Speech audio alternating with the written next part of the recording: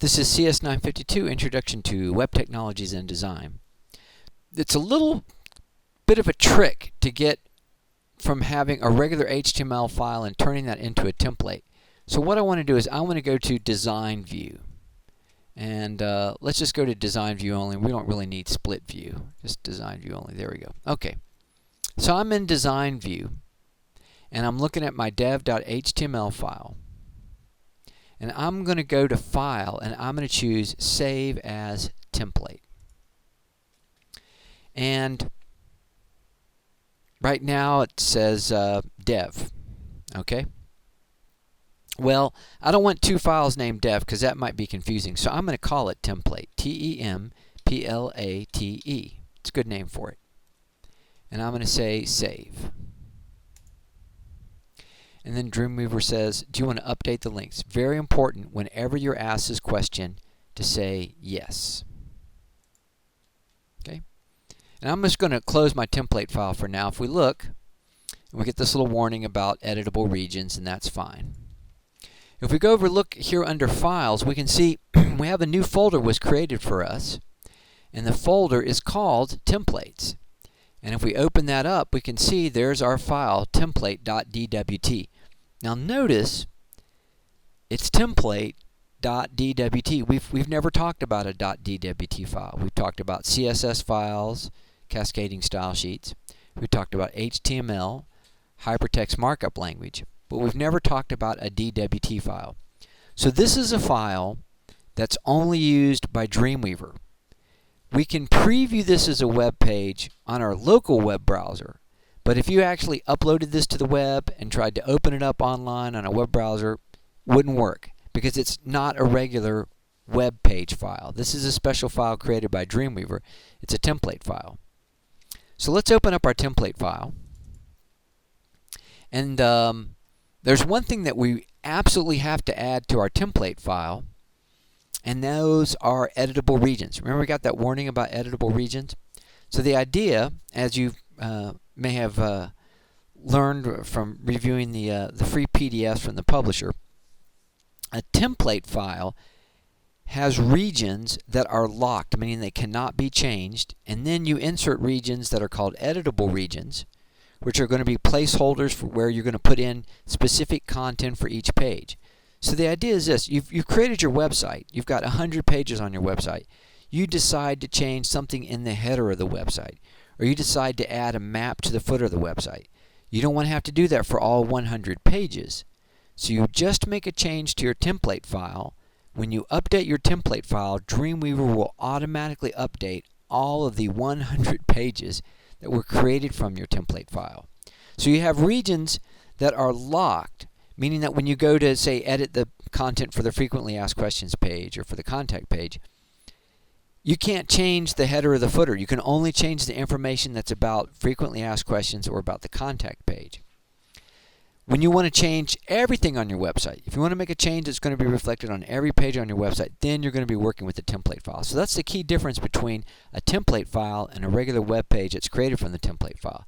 So we need to define an editable region. So I've got my template.dwt file open, and I'm going to go to my code view because I think this is probably the easiest place to do it. So we're going to have to do a little work here in code view.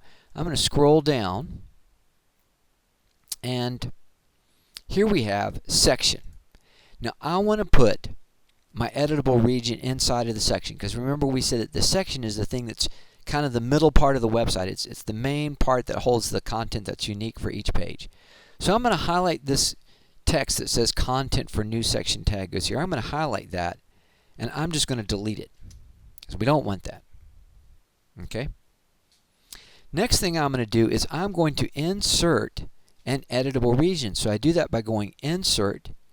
We do this from Template, and we choose Editable Region. So let's click on Editable Region. And then Dreamweaver wants to know what's the name of this editable region. So I'm going to call it Main, and then Content, and I'm going to hit OK. Alrighty. So we get this little placeholder text that says Main Content, and that's fine. This is going to help us identify where our main content will be. Now I'm going to add in one more editable region since we're here, and it's going to be a editable region for JavaScript. We're not going to be adding any JavaScript right this minute, but we will be, as we get into the more advanced parts of the class, adding in some additional JavaScript. So this next part it's real important that you do this in the right place, because it's possible to delete some really critical important code that you need for your website to work. So follow along very closely. After our footer, this is the footer, line 74 right now on my site. This is our opening and closing footer tag. And then we have a script tag, and then we have another script tag. And then we have our closing body tag. Remember, these were when we were looking at the in our document object model, in our DOM panel, these were our two script tags we were looking at. We're going to add some more code after that last script tag. You need to absolutely make certain that you do not delete either of these two script tags. The first one loads jQuery, and the second one loads JavaScript needed for the Bootstrap website. So it's super important that you go after the script tag, but before the closing body tag. So I've got my cursor right after this last script tag, and I'm going to hit enter, and I'm going to hit enter again just to give myself a little bit of space. And now I'm going to add in another editable region. So again, we're going to go to Insert, and we're going to go to Template, and we're going to add a editable region. And I'm going to call this editable region Add Script. It's one word. This is called snake typing, where we use lower and uppercase letters. There's no space there. Add script, and I'm going to say OK. And when we do that, we get this beginning and ending editable region marker, and there it says add script. Well, this part that says add script, we can delete that part. That's going to show up as meaningless text. So we just want to delete that, because what we're actually going to be adding here is JavaScript later on. So I'm just going to hit the delete key and delete that out. Now I'm going to put my cursor right after that word, right after that closing script tag, and before this beginning editable region, and I'm going to hit enter a couple times. And I'm just doing this just to give myself some space. This is only being done for my benefit. I'm going to add in a comment. Remember, you learned about comments in Module 2. Comments are web code that don't function, they don't do anything, but they're there to help us remember what we're doing. So I'm going to type in the arrow that points to the left, and the exclamation point, and then 2 dashes. Now as soon as I do that, you can see that some code got grayed out, and that's because comments always deactivate any code that's inside of them. And I'm going to type add additional page specific script. And then I'm going to type another 2 dashes and then a right arrow. And you'll notice as soon as I do that, that this other line of code will turn back to being green again. Okay, so this is just a note to myself that this is the place on the page where I'm going to add in some specific script that's just for one particular page. So when we add in a audio player, I want to add in some additional JavaScript, but I don't want to add it to my whole site, just to that one additional page. So again, it's real important that you make sure you add this after the script sources that you have. The first one is for jQuery, the second one is for Bootstrap. Then you can delete the little placeholder text that said add script. So this is exactly what you should have, a comment line that says add additional, I misspelled the word page, add additional page specific script. And then Dreamweaver added those 2 lines for you that says template begin editable and then template end editable.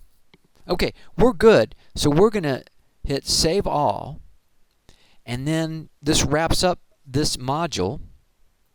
Next week, when we get into the next module, you will actually start to create the pages for your website, your home page, a gallery page.